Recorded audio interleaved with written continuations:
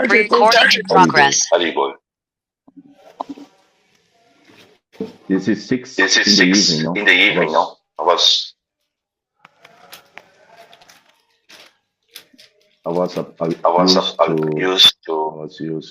used to 8:30. That's in Malaysia. Okay. Yes, Prabhuji, Yes, you go have to ahead. mute your Thank mic. you so much. Otherwise it will.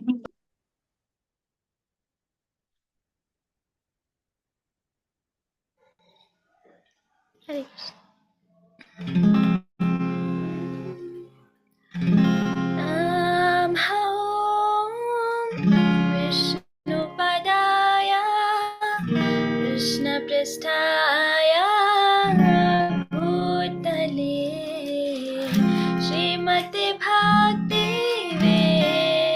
Vedanta Swamiti Namine Namaste Saraswati Devi Gauravani Pracharine Niravishesha Shunyavadi Pashat Deshitarine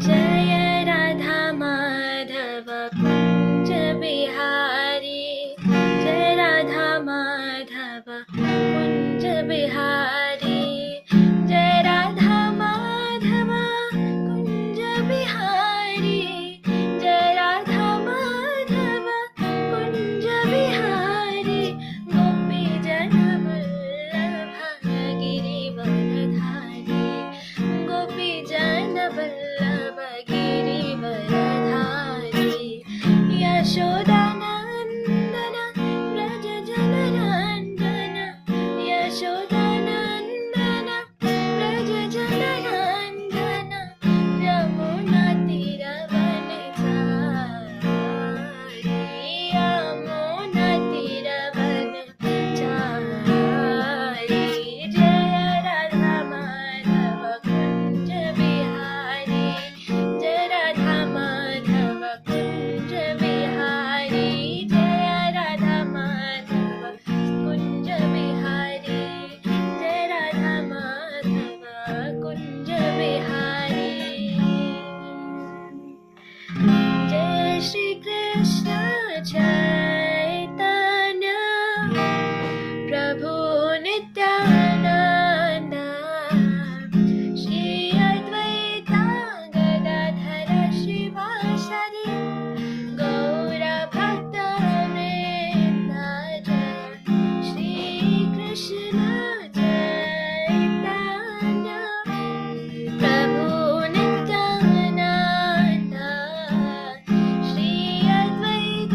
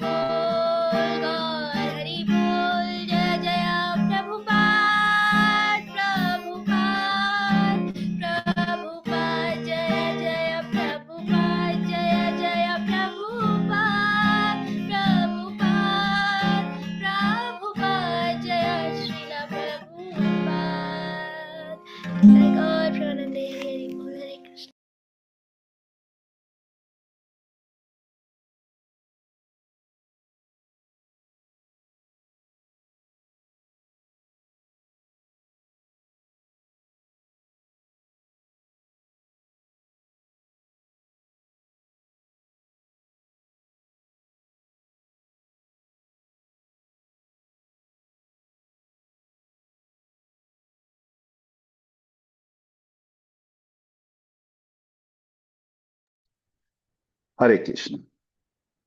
Just give me a minute. Somebody.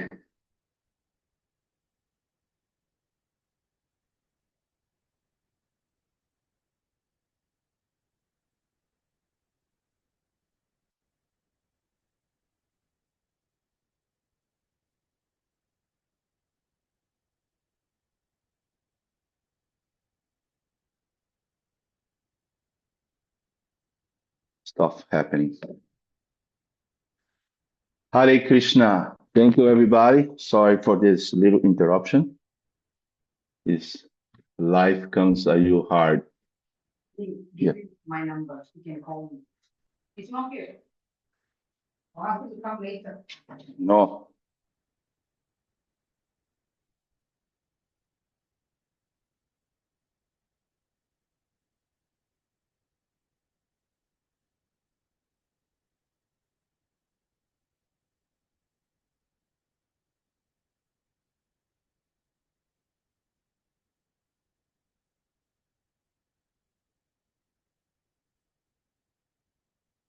Okay. Where we start? Prabhuji, after the morning walk. Okay. After the morning walk, hold on, just make sure here. I'm sorry. Oh, in Maya, poor people coming in. Stuff. After the morning walk, the sannyasis have been coming into Prabhupada's room for a few minutes, eager for as much association with him as they can get. As he relaxed behind his desk, waiting for breakfast, he told them, our preaching will go on only if you have spiritual strength. Spiritual strength. We may have external strength, he said, but success will only come if we have spiritual strength. Preaching programs will work only if there is purity. Citing the example of one of his leading god brothers in the Golden Map, he pointed out that he had all kinds of material facility, money, matas, etc. But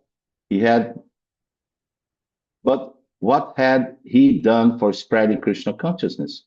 He explained that simply amassing material wealth will not bring spiritual success, nor does it signify success.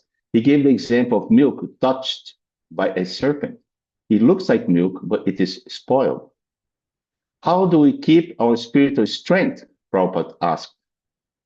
We can keep our spiritual strength by being very strict Vaishnavas, he told us, by strict following the principles and not giving any consideration whatsoever to Maya's allurements.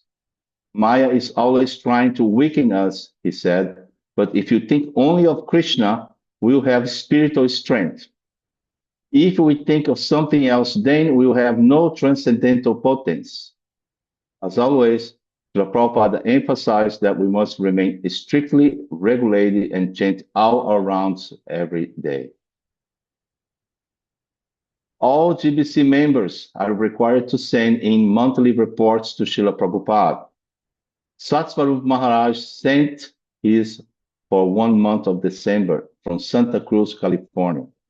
He's in charge of the library party, selling standing orders of Prabhupada's books to universities in the US and Europe.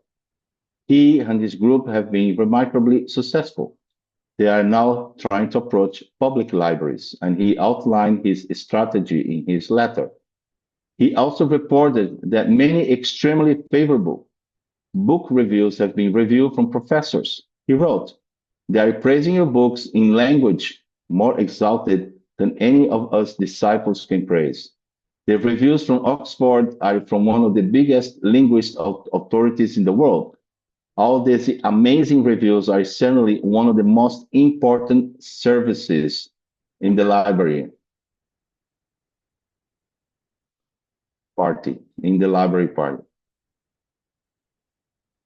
Okay, next one.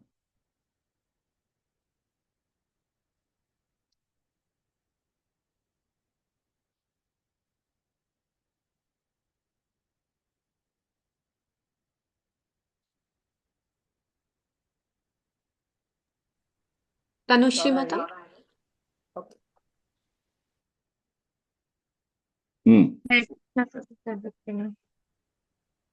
As well as library conversing, his party has also been preaching in the Santa Cruz area, where many young people reside. In a spirit of cooperation with the West Coast GBC, Jay Tirtha, he had allowed one of his party, Charu, to become president of the Bartley Temple. He hoped to leave another man in Santa Cruz to help with the preaching there. I think we GBC should try more to help each other in the different zones and not take sectarian spirit only for our zone, especially when the zones are nearby. He has over 100 preaching engagements alone in Texas colleges during January and February and asked if he could carry small Gaur-Nitai deities onto the campuses. He also wrote about his own growing interest in Prabhupada's books. I am becoming more and more drawn to read the many books you have published. Since there are so many books, and since I am as a sannyasi and a GBC constantly being called to lecture and answer questions, I take it as a special responsibility.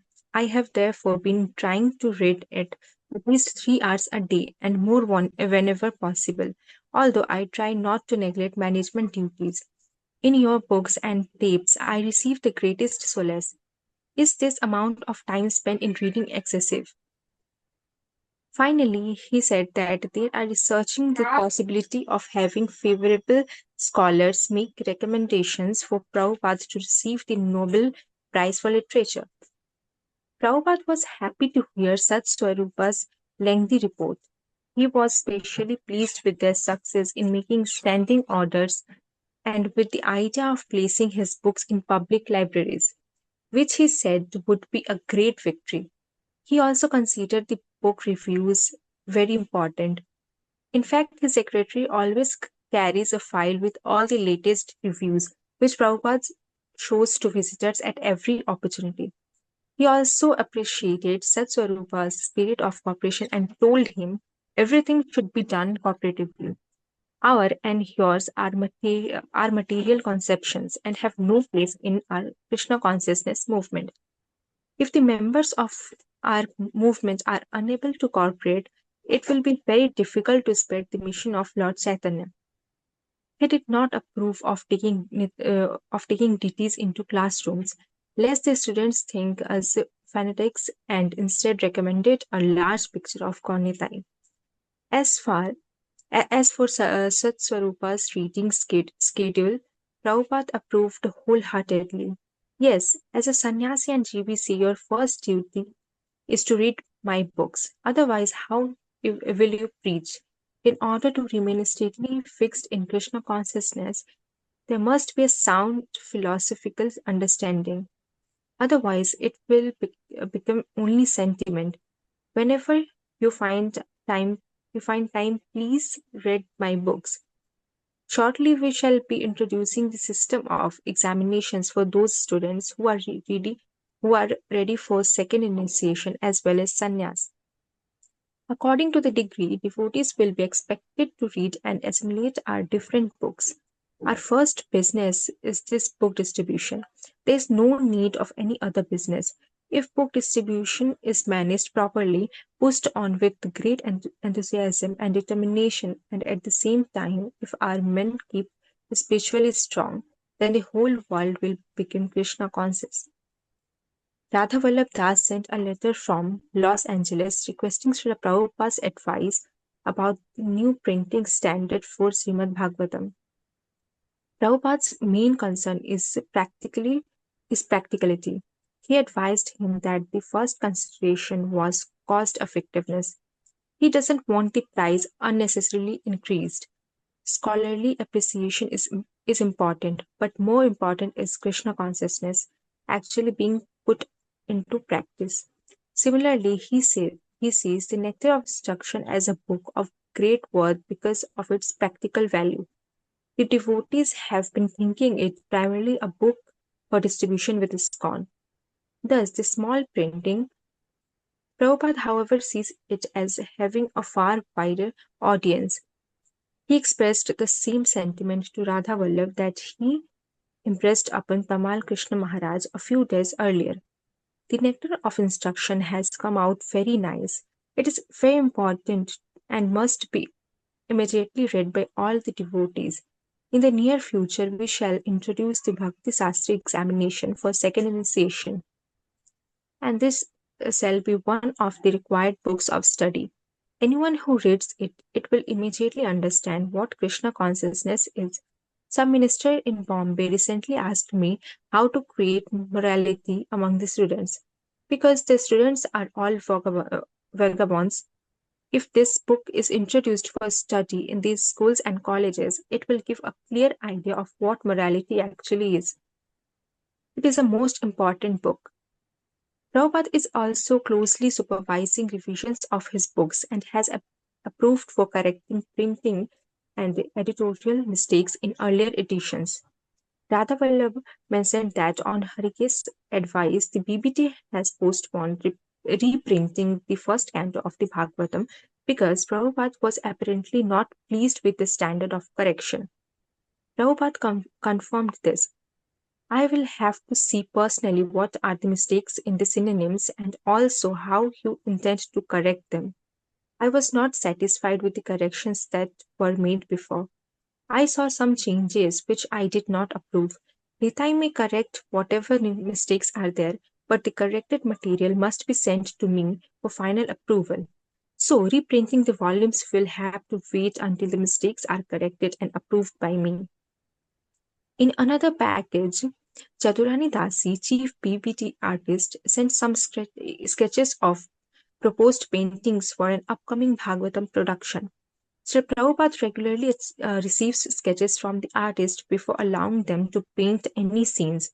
But during the recent Chaitanya Charitamrita production marathon, he permitted them to paint without his prior approval for the sake of expediency. Now that all 17 volumes are out, the pressure is off, and he confirmed his desire to revert to the previous arrangement. Being with Prabhupada is like being at Action Central. It is exciting and educational to observe how he attentively observes every aspect of ISKCON's development and preaching, especially anything connected with book production and distribution. Later in the day, Prabhupada visited the Ranganath temple here in Nellore. This impressive building was founded in 1070 on the bank of the river Penar, sometimes called the Penarkini by the Sri Vaishnavas, the followers of Ramanujacharya. It is home to a very large deity of Ranganatha, Lord Garbhodaksh Vishnu. We entered the temple compound through a massive 110-year-old Gopuram, an edifice similar to a temple dome. It is about 95 feet high and covered with the diagrams of hundreds of Vishnu avatars. After passing through its high arched gateway, we walked across a small courtyard surrounded by private residences. Entering the original walled compound of the temple proper, Prabhupada was warmly received by a small crowd of local dignitaries and priests. It was wonderful to see them honor him with pomp and ceremony. After being wrapped with a newly woven cloth, he was led around the temple preceded by a Shinai band. The band included a Natswaram, which is a 6-foot-long Shinai. Its exotic wail traditionally announces the presence of an auspicious guest. There was also a thavil, a double-headed drum played at one end with a stick and slapped by its player's metal-ringed fingers at the other, producing staccato rhythms. High above Prabhupada's head, the white silken canopy of an 8-foot wide ceremonial umbrella offered shade, while simultaneously marking the position to inquisitively bystanders of the most important person present. Proceeding down the left side of the inner courtyard, Prabhupada was taken first to a small shrine of Ranganayaki Devi, the 400-seated deity form of Lakshmi Devi.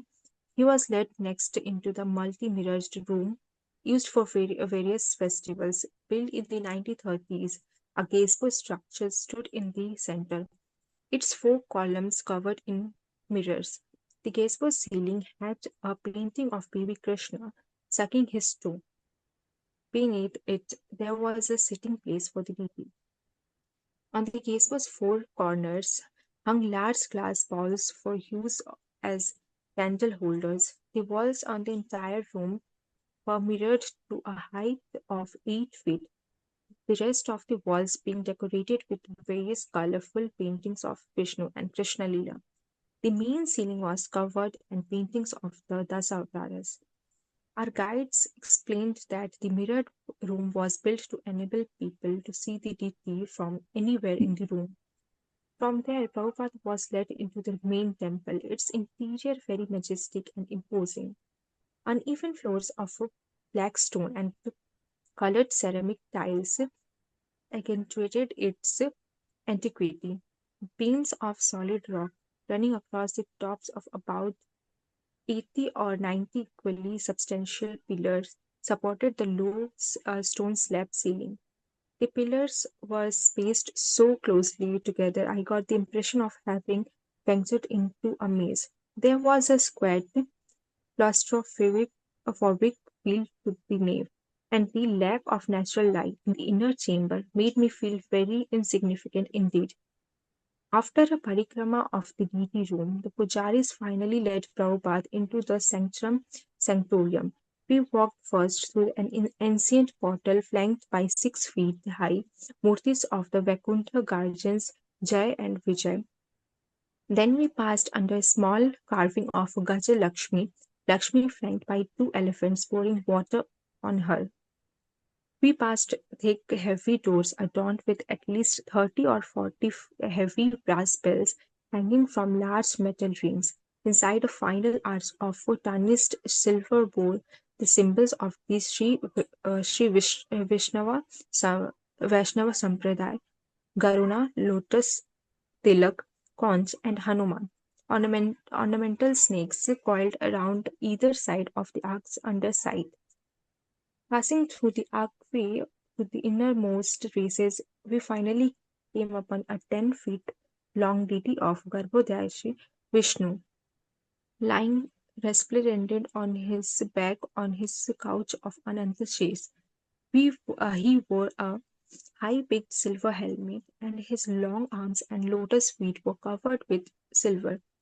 Lakshmi sat on a lotus flower on his chest. Overall, his appearance was extremely impressive. On the back wall, rising from the Lord's navel, Lord Brahma perched upon his lotus. At Lord Vishnu's lotus feet stood Sri and Bhudevis, his eternal consorts. Standing in front of the main deities was the Utsava Murti, festival deity of Ranganath Swami. This was flanked by 26-inch high, beautifully formed deities of Sri and Bhu. As Prabhupada stepped inside the deity room, we also pressed in close behind, eager to have the opportunity of the Lord's intimate darsana. Prabhupada stood silently as the pujari made a simple offering to the Lord by waving a plate of Lord's intimate darshan. Waving a plate of burning camphor and coconut before the deities.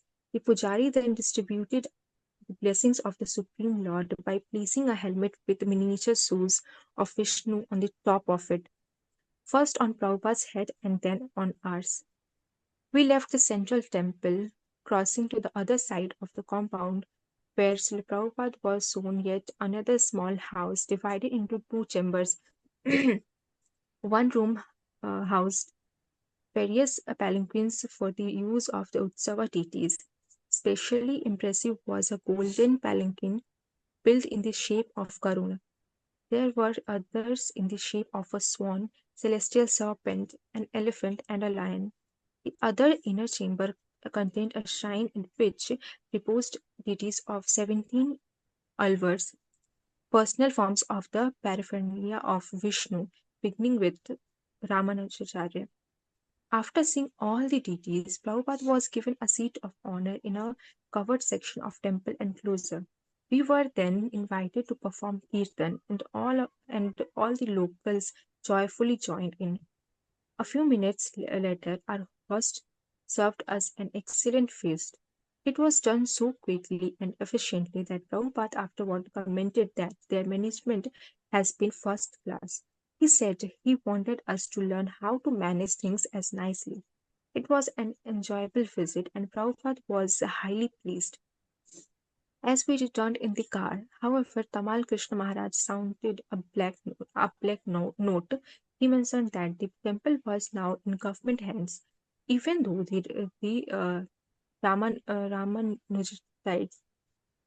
Ramanujachites were looking after it. Every temple in Andhra Pradesh has been taken over by the government. The takeover scheme was originally meant to disrupt the revenue collected by Sri Balaji, the famous deity at Tirupati, who is said to receive at least 1 lakh of rupees every day in donations from pious visitors. Maharaj said that he thought the long-term strategy was to allow the temples to become gradually run down and then to close them. Prabhupada seemed to agree. Can anyone continue? Anushka Yeah, Mata? who's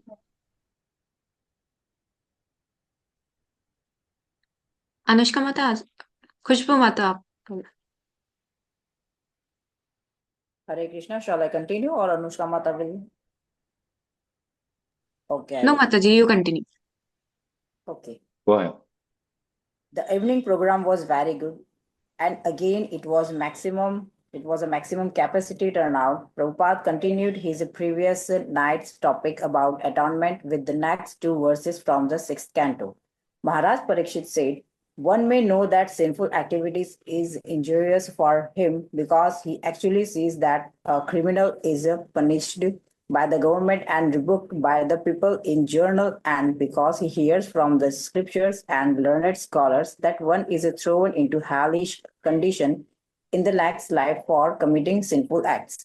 Nevertheless, in spite of such knowledge, one is forced to commit sins again and again, even after performing acts of atonement. Therefore, what is the valuable of such atonement?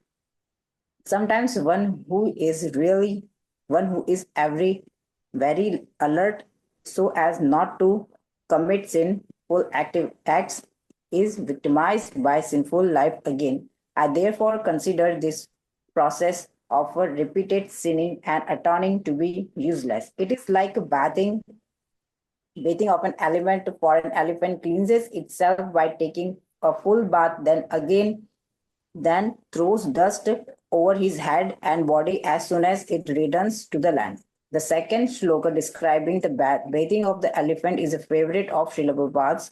He gave a wonderfully fluent lecture to his spellbound audience, explaining how only the process of a devotional service can fully eradicate the desires that lead a person to commit sinful acts. To illustrate these points, he told the story of a Margari, the hunter who had formerly taken great pleasure in half killing animals, but after meeting the great Saint Narad Muni and becoming a Vaishnava was reluctant to even step on an ant.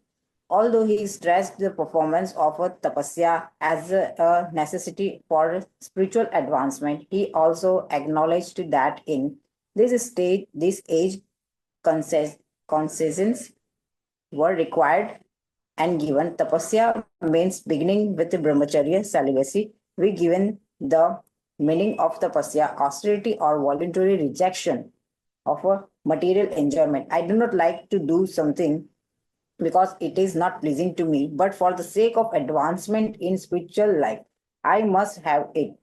Now, one may say that if I give up all these things which I am habituated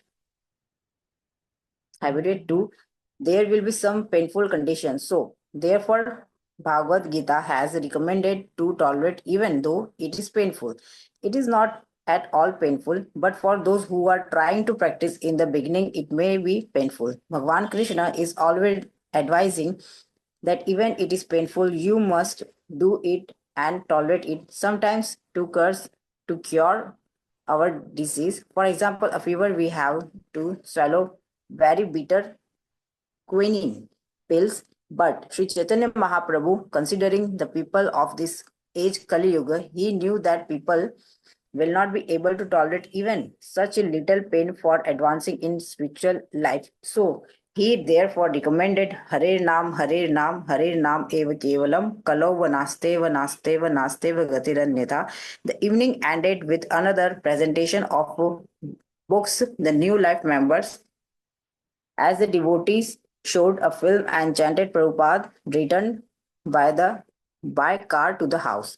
January 6, 1976. On the morning walk, there was some discussion about the Tirupati temple, which houses Balaji, the richest deity in India. Prabhupada suggested that Mahasaswami approach the managers of the temple for a grant to build our temple here in Nellore. Mahasa explained that in recent years, the management of Tirupati, along with that of all temples in the state, had been taken over by the government.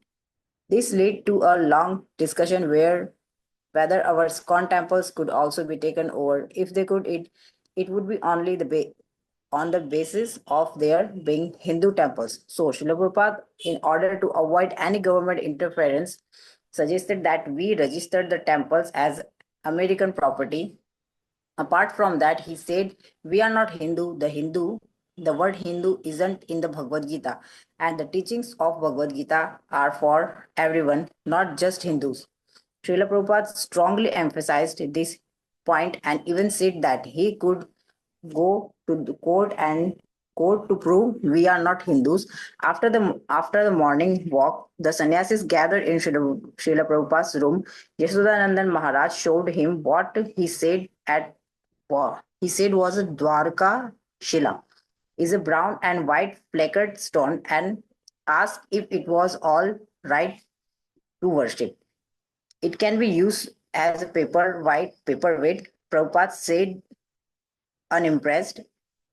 When Yashodananda Swami mentioned that some temples worshipped the Dwarka Shila along with the Shaligram Shila, Prabhupada was dismissive. That's all right, but we have not, sir, no such instruction. Prabhupada called in a Rishikesh, and he had everyone sit with a Rishikesh, read some of his dialectic spiritualism.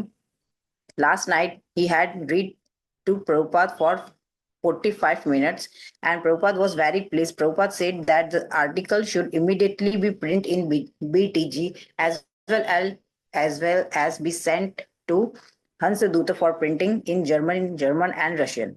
Rishikesh used many relevant examples to disapprove the theories of Lenin and Engels, most of them given by Srila Prabhupada over the last few weeks, along with some of his own. He completely disapproved their theory of idealistic materialism, showing it to be an illogical, nonsensical notion.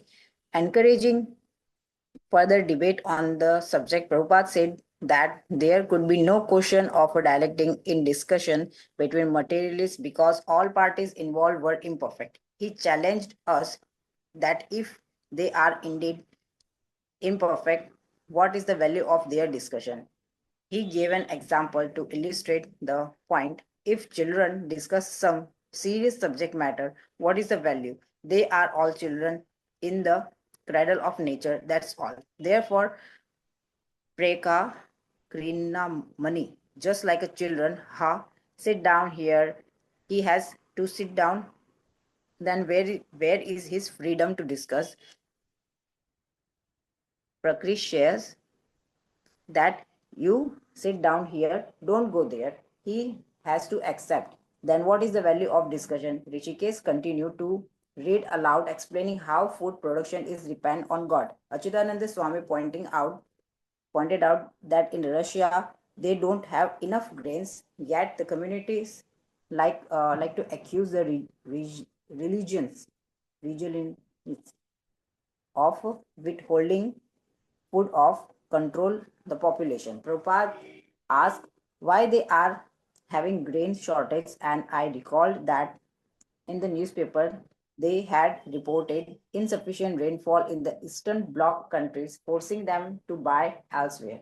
Then he inquired and promptly answered his own question. Then you have to depend on rain, and when we say Parijyanan Anna Sambhava and Yasad Bhavati Parjayanaha, that means, rascal, you take one side, Ardha Kukuti Maya, but cut the chicken in half and separate the mouth. It is expensive. And keep the rare side, you get eggs. He laughed heartily at the foolishness of trying to grow grains without making the necessary sacrifice. So this is a Ardha Kukti Nyaya. The rascal does not know that if you separate the mouth, that there will be no egg. Hare Krishna. Anyone want to continue further? Antra Mata? Hare Krishna. Am I audible? Yes, Mata.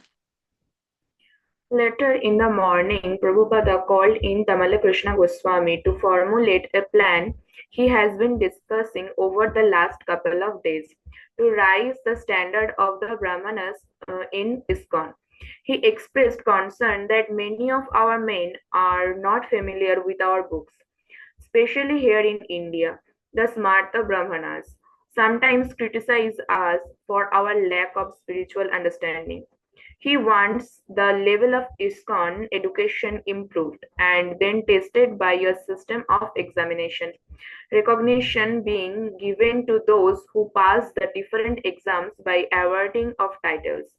Prabhupada said that if a man can't pass at least the Bhakti Shastri exam, the first level, he must be understood to be low class. The other morning, he said that all potential second initiates should be tested to this standard. Otherwise, they couldn't be awarded the sacred thread. He is very serious about implementing this system. He instructed Tamala Krishna Maharaja to immediately send out a letter to all GBCs so they can discuss how to start this program at the upcoming meeting in Mayapur. Later, Tamala Krishna read the letter he would compose out for Prabhupada's approval to all the governing body commissioners. The re-examinations for awarding titles of Bhakti Shastri, Bhakti Vaibhava, Bhakti Vedanta, and Bhakti Sarvabhauma. Your response is requested immediately by Srila Prabhupada. Dear Prabhus, please accept my most humble obeisances. Srila Prabhupada has requested me to write you in regard to the above examinations which are used, which he wishes to institute. Here in India, many persons often criticize our sannyasis and brahmanas as being unqualified due to insufficient knowledge of the scriptures. Factually, there are numerous instances when our sannyasis and brahmanas have fallen down, often due to insufficient understanding of the philosophy. This should not be a point of criticism nor a reason for fall down, since Srila Prabhupada has mercifully made the most essential scriptures available to us in his books. The problem is that not all the devotees are carefully studying the books, the result being a fall down or at least unsteadiness. His divine grace therefore wishes to institute examinations to be given to all prospective candidates for sannyasa and brahmana initiation. In addition, he wishes that all present sannyasis and brahmanas also pass the examination. Awarding of these titles will be based upon the following books: Bhakti Shastri, Bhagavad Gita, Nectar of Devotion, Nectar of Instruction, Ishopanishad, Easy Journey to Another Planets, and all the small paperbacks, as well as Archana Paddhati, a book to be compiled by Nitai Prabhu based on Hari Bhakti Vilasha on DT worship. Bhakti Vaibhava, all the above plus first 6 cantos of Srimad Bhagavatam, Bhakti Vedanta, all the above plus cantos 7 through 12 of Srimad Bhagavatam, Bhakti Sarvabhauma, all the above plus the entire Chaitanya Charitamrita.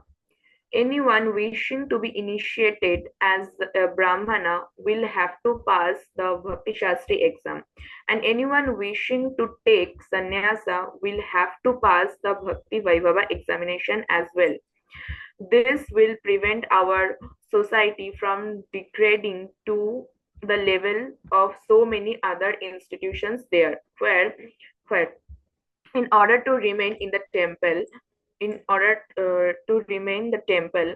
they have accepted all third class men as brahmanas. Any sannyasis or brahmanas already initiated who fail to pass the exams will be considered low class or less qualified. Anyone wishing to be second initiated will sit for examination once a year at Mayapur. Answers will be in essay form, and authoritative quotations will be given a bigger score. During the exams, books may not be consulted. Srila Prabhupada wishes to begin this program at this year's Mayapur meeting. He requests that you all send your opinions and comments here immediately so that everything may be prepared in time. Srila Prabhupada endorsed it with his signature and at the bottom, and it was duly sent out. An interesting letter arrived today from Dinadal Dasa, a brahmachari who has just opened a new center in Piraeus, the port of Athens, Greece. He related how Krishna helped him as soon as he arrived in Athens. The first day I arrived in Athens, I went to a small guest house.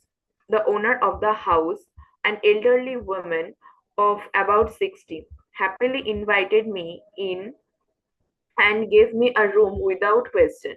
Later she said the Lord Krishna had sent me to her. I put some tilaka on her head and she thought a murti of Lord Vishnu out, and we offered some incense of Lord Vishnu.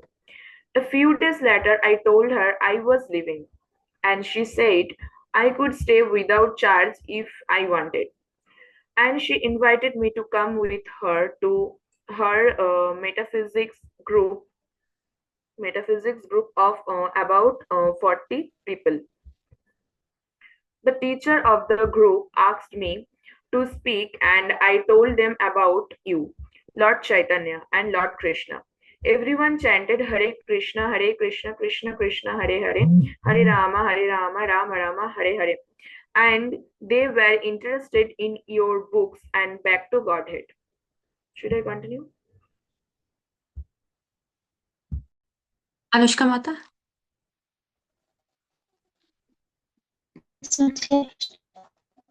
Dare also enthused a read newspaper article describing his activities. He pointed out that it included Krishna's name 4 times as well as Srila Prabhupada's. He was attracting guests by offering free English lessons, which he conducted using Krishna book as their basic text. The article also mentioned a program of free food distribution for the poor. Srila Prabhupada was pleased with pioneering activities and sent him letters commending him and encouraging him further. Lord Chaitanya Mahaprabhu desires that in every city, town, and village, Krishna consciousness should be preached. Therefore, I left Vrindavan to come to your country.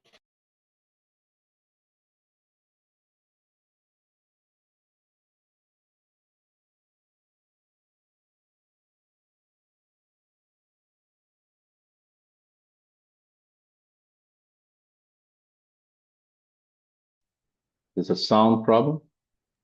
I think Prabhuji, network issues. Vaishnavi Mata is raising hands. Shall we read from here? Hare Start Krishna. again. I think we lost her. Where is she? Ha, Hare she Krishna, is having network issues, I guess. yes. Somebody else can read. She worked out Vaishnavi with Mata. him. Uh, Hare Krishna, please accept my humble obeisances, Prabhuji, and all the devotees. My voice is coming, no? Yes. Okay. Deen Dayal also enclosed a Greek newspaper article describing his activities. He pointed out that it included Krishna's name 4 times as well as Srila Prabhupada's. He was attracting guests by offering free English lessons, which he conducted using Krishna book as the basic text. The article also mentioned a program of free food distribution for the poor. Srila Prabhupada was pleased to hear of Deen Dayal's pioneering activities and sent him letter com- commanding him and encouraging him further. Lord Chaitanya Mahaprabhu desires that in every city, town, and village, Krishna consciousness should be preached. Therefore, I left Vrindavan to come to your country, and now you have left your country also on behalf of Sri Chaitanya Mahaprabhu. Therefore, your life is glorious. May Krishna bless you that your preaching attempt becomes successful. As soon as a devotee endeavors to serve Krishna, Krishna immediately wants to help that devotee. Krishna will certainly protect and maintain you. You are an intelligent, sincere boy. So try to introduce this movement to the people of Greece.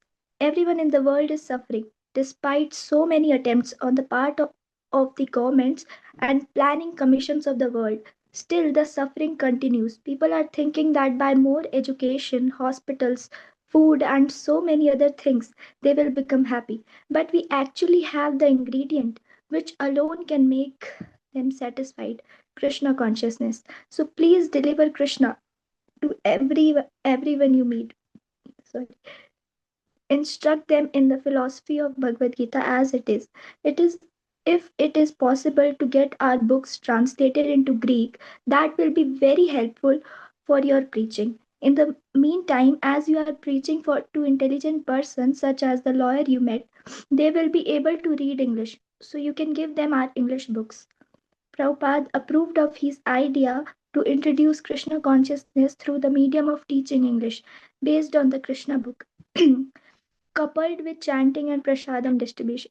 At the end of the letter, Prabhupada emphasized the actual requirement for successful preaching. The important thing is that you behave nicely, chant all your rounds, and follow strictly the regulative principles. Example is better than precept. These spiritual practices are our actual strength. Akshayananda Swami sent some information about his recent preaching in Kanpur, where the Vrindavan devotees held a series of pandal programs. He reported good attendance and publicity. Their presence had also inspired some local men to help us acquire land for a center. I beg to inform you, he wrote, that Sri R.N. Bhargava of Nath Opticians 1853, the Mall, Kanpur, our life patron member, is offering us 15 acres of land in Kanpur at a place called Katri Corner. He gave a detailed description of the land and its location. Although the site is a little remote and undeveloped, it was offered for ISKCON's unconditional usage. He also described another piece of land that might be available for lease near the Kailash temple in Kanpur. However, the conditions on this property are not clear because of litigation between the brothers that own it. Finally, he reported that several devotees have arrived in Vrindavan from the west to help with the deity cooking and pujari work at Krishna Balram Mandir. In India, it is not uncommon to receive gifts of land, but the intentions behind such offerings are not always completely genuine.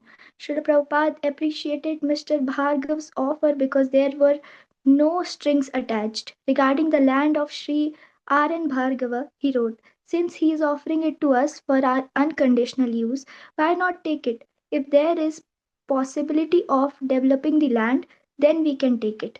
Nevertheless, he showed more interest in the centrally located property, even though it could only be leased. He wrote, that land would be the most ideal for establishing our center in Kanpur. And as always, he expressed his concern about the land we already had. I am glad to know that new men are coming to help with the activities in Vrindavan temple. The kitchen department should be very clean and things should not be wasted. This is the first consideration. Yesterday we have visited a very old and famous Ranganath temple here in Nellore. Everything is managed very nicely and there are very nice arrangements for those who come for darshan. So similarly, our temple in Vrindavan must be managed expertly that everyone who comes is given Charnamrit and Prasadam of the deity. In the early evening, Prabhupada held darshan about half an hour for some guests. They wanted to know why no intelligent, well-educated Indians are coming forward to. Shall we read more? It's 7 o'clock.